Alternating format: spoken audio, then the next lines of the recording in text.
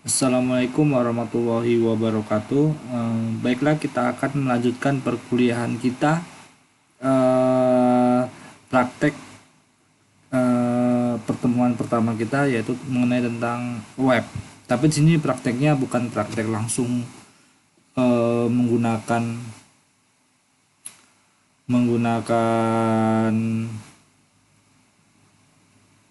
PC langsung, tapi kita hanya melihat-lihat web itu seperti apa sih, tampilan web satu itu seperti apa sih. Nah, kita hanya sebatas itu saja. Setidaknya kita mengetahui web satu itu seperti ini loh contohnya. Nah, itu adalah praktikum kita saat ini, dan kalian bisa cobakan juga melihat-lihatnya di tempat kalian masing-masing.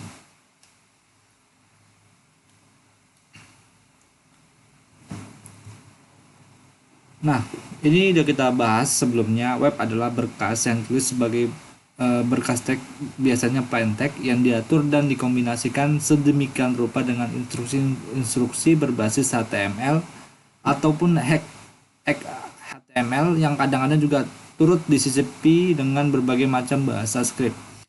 Berkas web ini nantinya akan diterjemahkan oleh mesin browser yang ditampilkan menjadi sebuah halaman atau situs web yang biasa kita lihat. Nah, berarti sih nanti kalian akan menyiapkan tag editor dengan browsernya untuk membuat web. Nah, versi satu juga kita sudah bahas sebelumnya, bahwasanya merupakan generasi pertama dari sebuah website, di mana pada generasi ini website hanya bersifat statis atau satu arah. Halaman pada web 1 masih terkesan sederhana dan bahasa yang digunakan hanya HTML, CSS, dan JavaScript dasar. Nah, contohnya itu kita bisa lihat di company profile di setiap perusahaan itu banyak sekali. Nah, ini adalah ciri-cirinya. Yang pertama itu merupakan halaman web yang statis atau hanya berfungsi untuk menampilkan. Nah, ini kita bisa melihat di berbagai situs web di perusahaan-perusahaan besar, kalau misalkan kita lihat di company profile-nya. Nah, yang kedua adalah halaman masih didesain sebagai HTML murni yang hanya memungkinkan orang untuk melihat tanpa ada interaksi. Yang kemudian biasanya hanya menyediakan semacam buku tamu online tapi tidak ada interaksi yang intens. Nah, ini juga seperti komentar-komentar pada berita-berita. Yang kemudian yang keempat adalah masih menggunakan form-form yang dikirim melalui email, sehingga komunikasi biasanya baru satu arah. Nah, ini adalah contoh dari website Stemik Amik Riau. Nah, ini kan di sini kita tidak bisa uh, memberikan apa-apa, dan juga ketika user akan mengubahnya, ya mereka mengubah lagi di scriptnya. Nah, coba kita lihat di contoh-contoh lain. Ini kan hanya satu contoh. Coba kita lihat di tempat lain. Misalnya kita buka, misalnya kita buka di mana ya? Di universitas lain lah. Misalkan di Unri, Universitas Riau. Kita anggap di Universitas Riau, yang negeri. Website mereka itu seperti apa?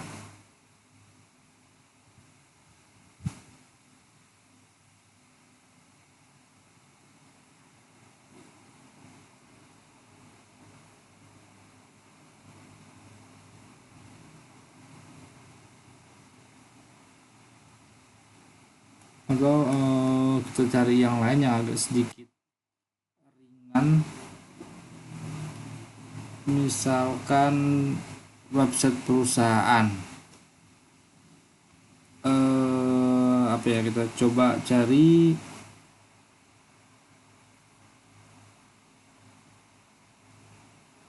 nah, atau di sini ya, di jurnal.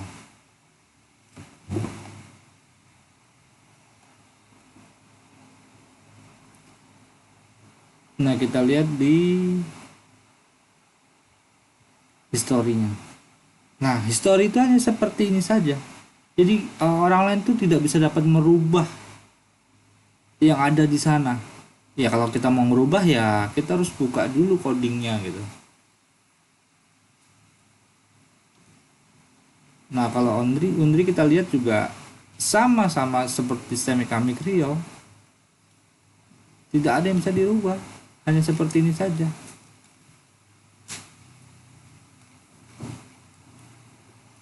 Nah, itu adalah ciri-ciri dari web 1.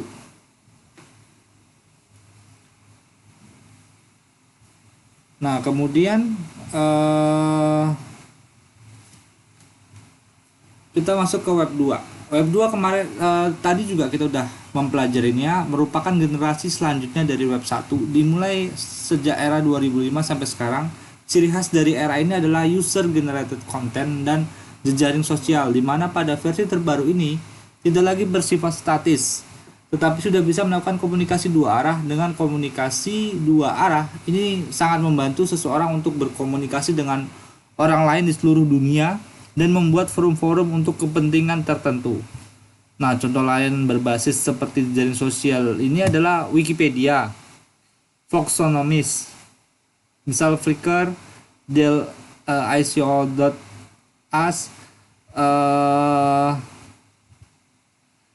yang merupakan teknologi web 2.0 yang menambahkan interaksi di antara para pengguna web.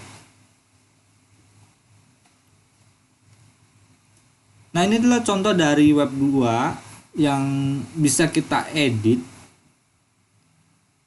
isinya. Itu kita bisa lihat di sini. Di sini kita cari Wikipedia misalkan. Misalkan kita cari Universitas Riau juga, atau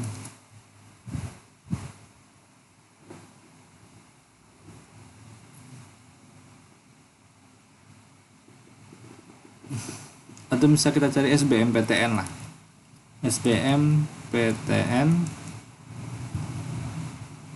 Wikipedia.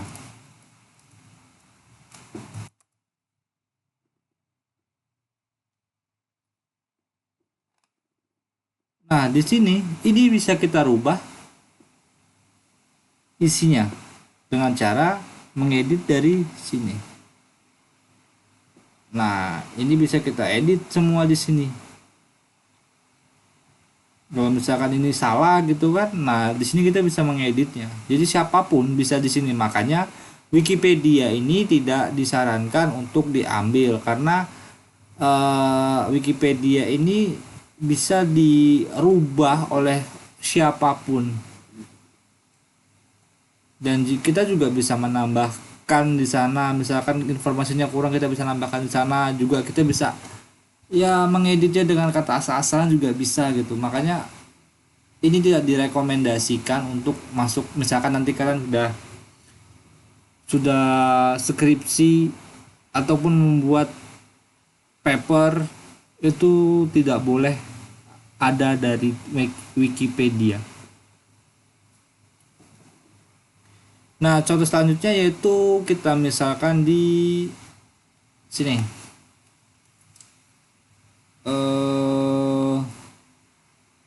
Twitter misalnya. Nah, di Twitter ini kita juga, ini adalah web generasi kedua. Kita bisa setting di sini, maksudnya kita bisa upload status ataupun tweet di sana dan lain sebagainya. Dan kita juga, salah satu contoh lain dari web 2 ini adalah Facebook.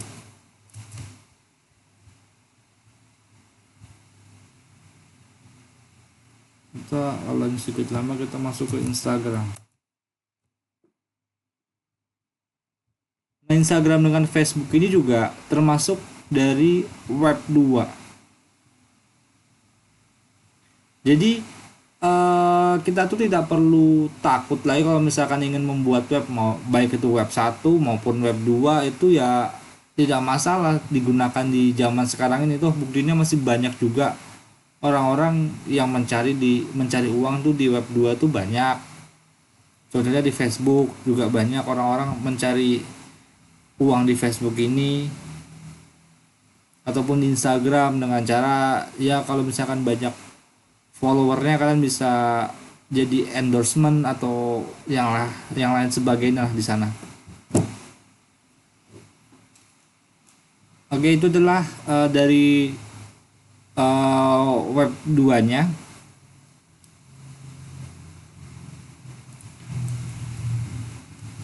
Nah, yang kemudian adalah web 3. Web 3 juga sering disebut semantic web. Istilah semantic web ini sendiri merupakan pengembangan web di mana konten web ditampilkan tidak hanya dalam format bahasa manusia, tetapi juga dalam format yang dapat dibaca dan digunakan oleh mesin.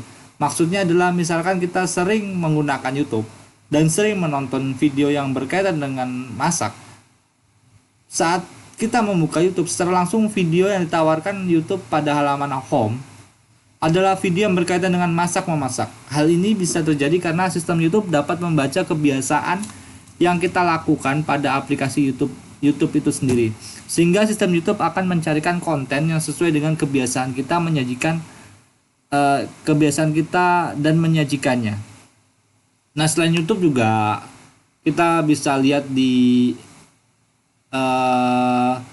situs-situs e-commerce seperti Blibli ataupun Tokopedia. Itu coba kalian lihat, kalau misalkan kalian sering membuka handphone, pasti ketika kalian membuka aplikasi tersebut yang ditawarkan tuh pasti handphone duluan. Atau misalkan kalian mencari baju, ya pasti baju duluan yang akan ditawarkan sama mereka, sama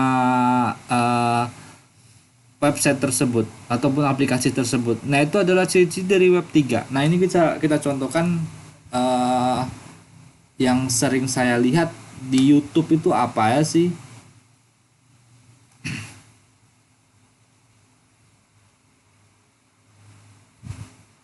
Nah, ternyata saya tuh suka yang seperti ini gitu. Atau saya dulu pernah nonton nonton yang berkaitan dengan yang seperti ini, sehingga YouTube itu menampilkan apa yang sering kita buka selama ini. Misalkan saya suka dengan ini, dengan Dede Inun. Nah, walaupun nggak saya subscribe Dede Inun ini, dia akan selalu muncul di halaman saya ini, di halaman beranda saya ini, ataupun Deddy Kombuser. Nah, ketika saya tidak melihat Deddy Kombuser, ataupun saya tidak subscribe dia, karena saya sering melihat dia, ya dia akan muncul di sana. Ataupun kita suka dengerin lagu, ya udah lagu itu nanti akan muncul di sana gitu. Apalagi saya juga kalau misalkan dengarkan musik itu, saya buka musik satu, saya udah nggak ngelihat lagi apa yang diputar, ya udah saya nikmati saja, dan hasilnya ya banyak lagu-lagu yang tidak saya lihat itu ada semua di sini. Itu karena ya mungkin sering terputar juga di sana gitu.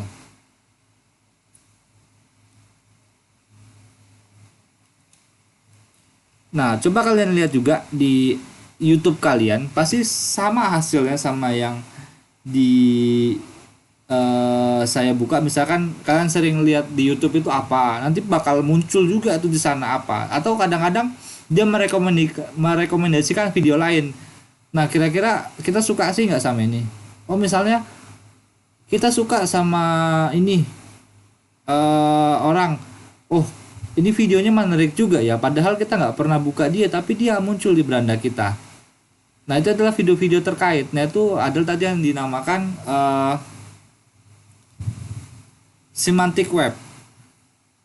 Jadi dia mengikuti kebiasaan kita. Atau misalkan yang kalau misalkan kita punya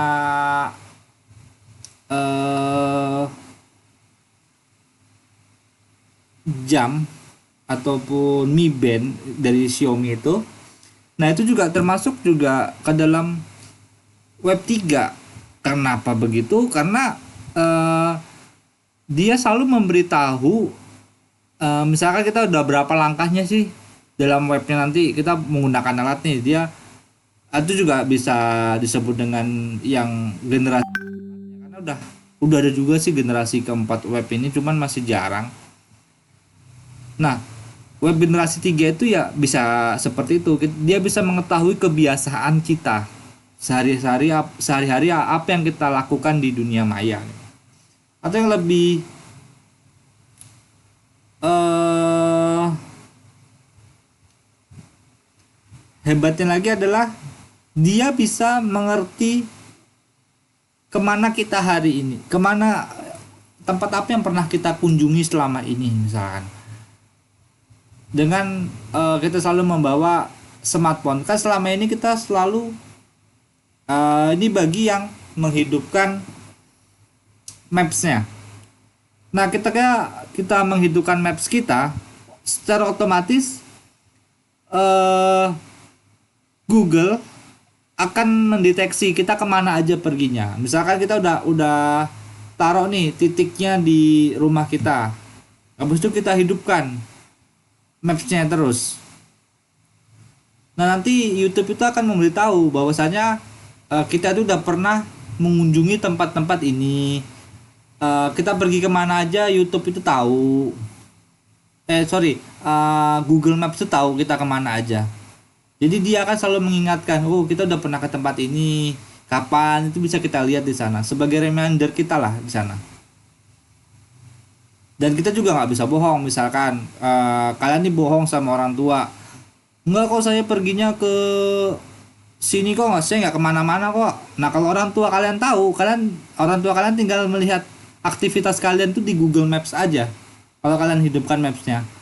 Jadi kalian nggak bisa bohong lagi. Nah, itu juga teknologi yang menurut saya bermanfaat sekali kalau misalkan kita udah punya anak dan anak itu berbohong. Nah, kita tinggal bisa lihat di Google Maps dia pergi kemana aja, itu kita bisa tahu.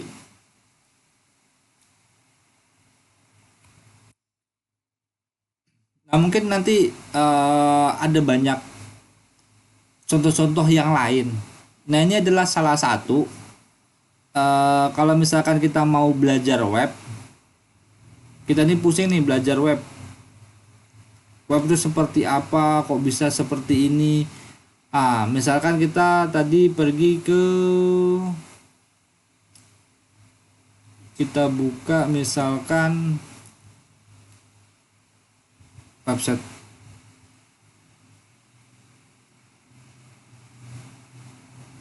Nah, kita coba cari aja belajar komputer misalkan di sini. Nah, kita buka salah satu websitenya.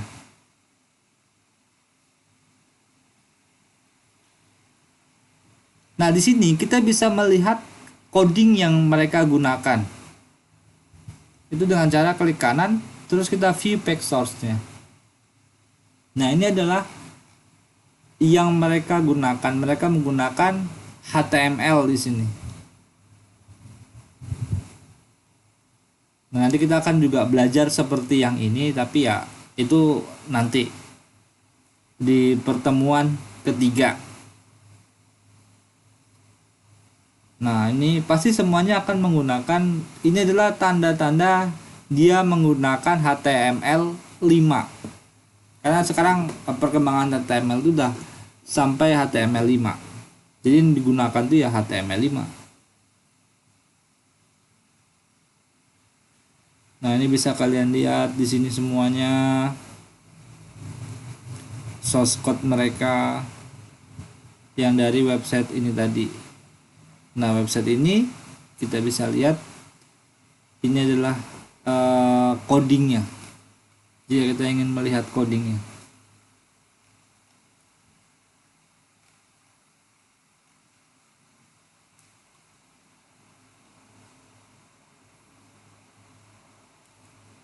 Nah, jadi kalian jangan bingung-bingung lagi. Jadi semua yang ada di website itu dia berawal dari coding HTML aja.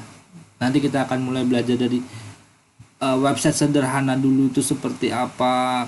Kita buat web generasi pertama dulu aja. Web generasi pertama tadi kan statis, ya udah kita buat hanya statis aja gitu. Nah, ini coding-codingnya. eh Mungkin nanti jika ada pertanyaan terkait dengan web ini, nanti kita bisa diskusikan di Classroom ataupun di Zoom atau Meet ketika nanti kita kuliah, atau minggu minggu berikutnya kita bahas. Nah, ketika kalian berkomentar di Zoom-nya, sorry bukan, di WhatsApp group ataupun di Google Classroom, nanti sebisa mungkin saya akan menjawab. Tapi kalau misalkan nggak saya jawab, nah akan ingatkan lagi nanti pertemuan di Zoom ataupun di Meet-nya, nanti saya akan coba menjawab pertanyaan-pertanyaan dari kalian.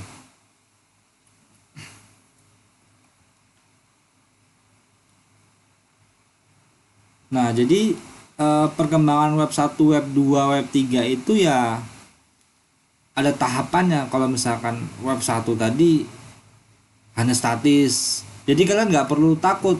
Web statis itu ternyata juga digunakan juga, masih digunakan juga sampai sekarang.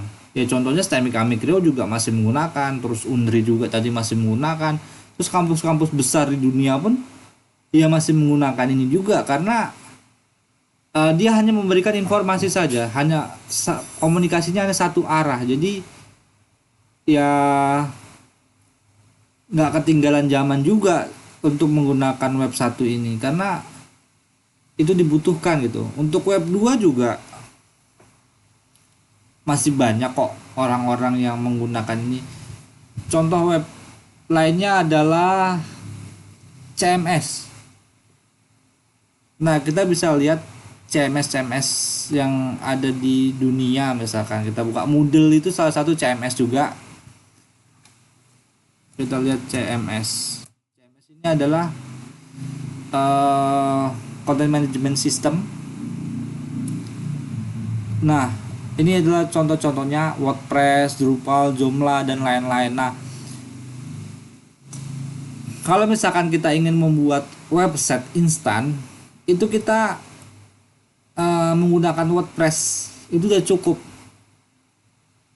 Kita dengan WordPress ini kita tinggal install di laptop pribadi ataupun kita menggunakan di cloud-nya juga nggak masalah, bisa dijalankan gitu. Kita tinggal buat login di sana, terus kita bisa mendapatkan WordPress tersebut dengan secara cuma-cuma gitu. Tapi ya kalau misalkan kalau WordPress itu ya website kita misalkan nama kalian, misalkan nama .wordpress pastinya di sana .com, karena kita masih menggunakan yang gratis. Tapi jika kita ingin melakukan mengganti nama WordPress itu dihilangkan, itu bisa aja dengan membeli domain yang nantinya kita akan belajar juga di akhir-akhir pertemuan ini. Bagaimana sih cara membeli domain, bagaimana sih menyewa web service supaya kita bisa menyewa VPN supaya kita bisa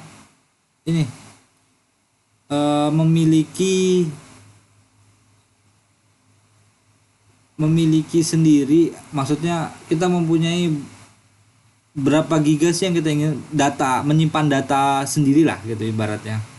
Itu kita sewa juga nanti.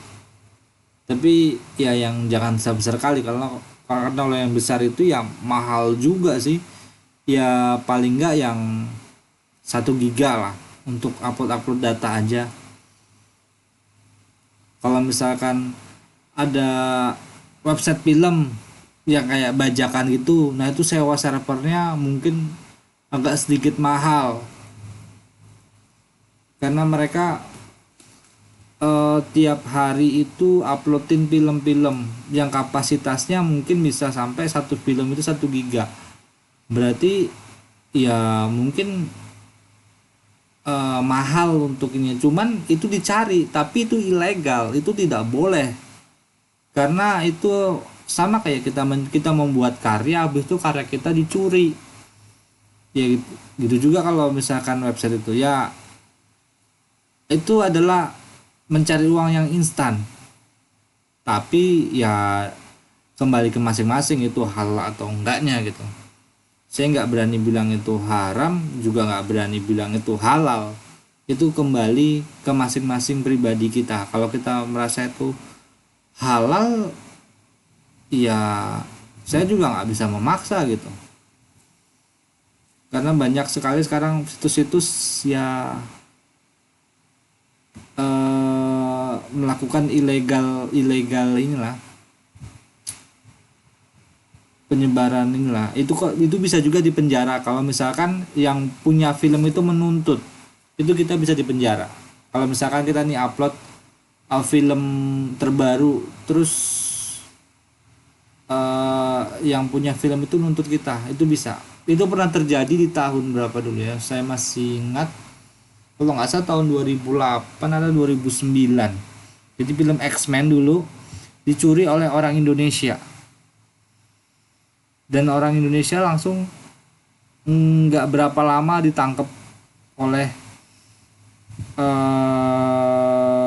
polisi cyber lah dari Amerika sana, khusus menangkap orang itu. Coba kalian cari artikelnya, itu sepertinya masih ada, tapi itu kejadian udah lama banget. Itu anak SMA yang membobol Sony kalau tidak salah, itu kalau tidak salah saya. Coba aja kalian cari, dan itu dia ditangkap dan dipenjara gara-gara dia menyebarkan film yang belum rilis. Nah, kalian coba lihat di ya situs-situs yang ilegal lah, seperti layar kaca itu ya, sama ya. Sekarang layar kaca memang udah dihapus, tapi kalau kalian menggunakan VPN, layar kaca itu masih bisa didapatkan gitu. Nah, itu pasti kalian melihat film-film baru yang masih ada di bioskop, itu biasanya juga dimunculkan di sana dengan hasil webcam, dan itu juga bisa dipenjara orang-orang itu kan, udah pernah ketahuan juga dan di penjara.